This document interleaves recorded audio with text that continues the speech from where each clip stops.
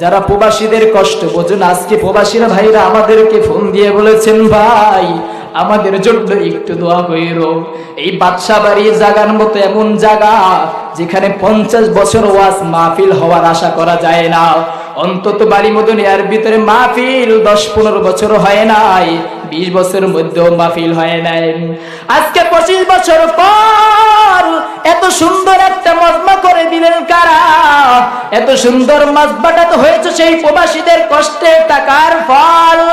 ও আমার বন্ধু, আজকে সেই প্রবাসীরা যখন বলে ভাই হুজুরে যেন আমার জন্য দোয়া করে, আখিরি বয়ানের জন্য আমাদের নাম ধরে ধরে দোয়া করে, ওই প্রবাসীদের চোখের দিকে তাকাইলে মনে হয় তাদের মার প্রতি কত ভালোবাসা।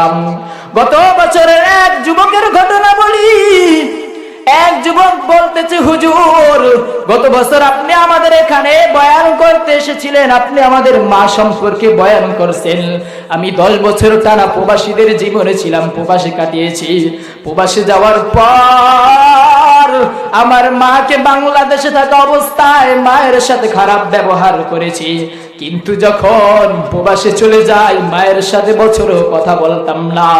কিন্তু হঠাৎ আমার কাছে ফোন আসে, ও আব্দুর রহিম তোর মা দুনিয়ায় নাই।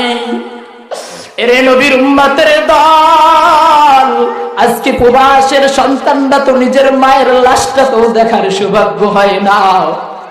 ওই প্রবাস, আজকে প্রবাস জীবনটা কত কষ্ট। যেই প্রবাস জীবনটা আজকে তারা এত সুন্দর মজমা করে দিলেন।